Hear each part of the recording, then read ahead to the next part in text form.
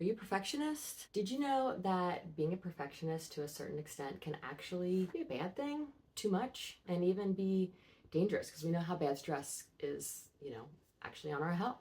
If you watched my previous video about stress and have identified with any of those qualities, then you're in the right place for figuring out how to reduce your stress and anxiety. Stick around and be sure to like and subscribe to take some control back for a healthier version of you.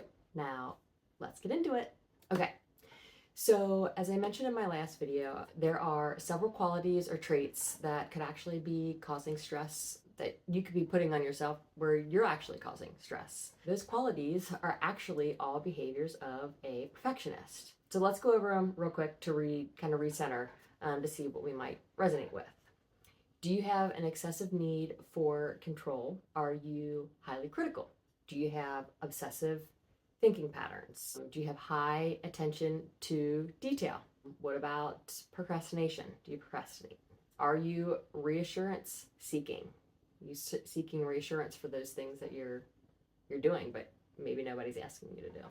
Do you have really high expectations, or do you set unattainable goals, whether it's for you or for others? What about fear of failure? Do you resonate with maybe one or two? Do you resonate with all of them? For me, I resonate with all of them. It's all me. And I know you're probably like, but wait, some of these actually aren't terrible. And, maybe these are the things, some of these things are what make you feel like, you're successful in running your household or, working your jobs. To like, what's wrong with being a perfectionist, right? Well, it's kind of makes me think of that phrase where, sometimes too much of a good thing can actually be bad. Well, it's actually true for when you're a perfectionist too. And it just builds and builds and builds, and sometimes it just takes us to our breaking point. For me, I recently got to my breaking point and I knew I just had to let go of the stress I was carrying. I want a better life for myself, for my family, and stress robbed us of that. And most importantly for me, I didn't survive cancer, so I can die of stress. So this is where I'm at in my journey. And sometimes, with all the stress, I just feel like I'm standing all alone on an island, just really far away from the rest of the world. I can see the things happening, and I'm like in them, but like I just feel like I can't grab it or like hold on to it. I do see a therapist so that I can keep a healthy mindset and to help get myself off of this like secluded island so I can get closer to those memories. And what I found is change really happens when these two things like are put into place. So the first thing is when you actually become more and more self-aware of some of the things that you're doing to yourself and or maybe even projecting onto others. And the other is when you actually start to see these things happening and you start to see actual ways that you could change your behavior or maybe your actions or your reaction to things, your behavior, and most of all, your mindset. So, like what we're telling ourselves. So at this point, this is when a beautiful thing starts to happen.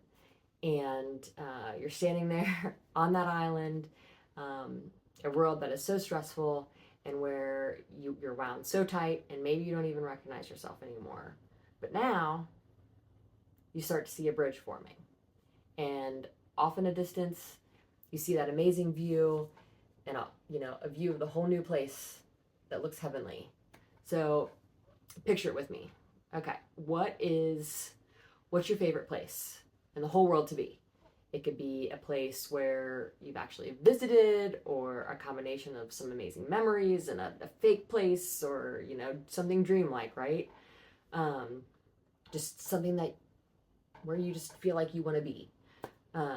So for me, it's a beach-like setting, but without sand. Sand can just be annoying. Out of there, But there's amazing blue water. I hear the waves crashing, so it's always kind of like high tide moving in. But I am in a lounge chair on my front porch of what seems to be our house. My husband's next to me, kind of singing and playing his guitar.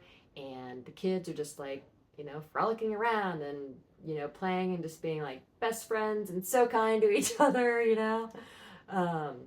and I'm just loving life. And for me, I'm just kind of sitting there taking it all in. Um, taking those deep breaths of the salt in the air and feeling the sun on my face. This is just my happy place. So the more you continue step more and more into the self-awareness and start seeing these small ways that you can make just really easy adjustments, that's when you can really begin to put these things into action. Now, I know action can be a super scary word because, we don't have the time or we don't have the energy and we don't like change, but, I promise these do not have to be big changes.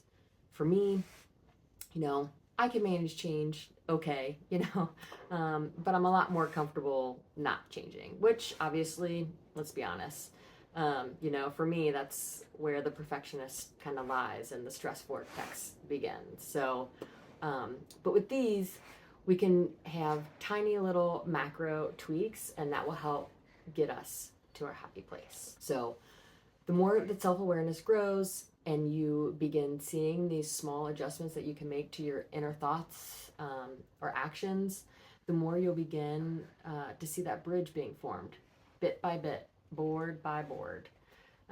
It's starting to lay out right there in front of you. All you have to do is take a step into it to get you to that happy place that you ever dreamed about. If you're still here watching with me, I want to say thank you, but most importantly, I want you to thank yourself for doing the first step, because if you're here, you're becoming self-aware, and that's much closer to getting you to that happy place, just like me. So I'm still on my journey, and I want to get there someday.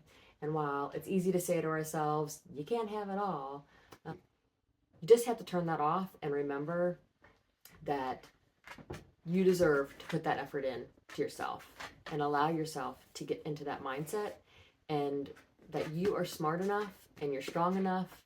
All you have to do is take that step towards that happy place. And remember, you don't have to wait for the bridge to be built to take that first step. So that's all for today. So be sure to like and subscribe, hit the bell icon so you don't miss any of the content. Also, I'd love to hear from you. Comment below and let me know what kind of value you got from this video, and also what are things that you're becoming more self-aware about. I'd love to hear about them in the comments. So thanks so much for being here, and let's grow together. We'll talk next time. Bye.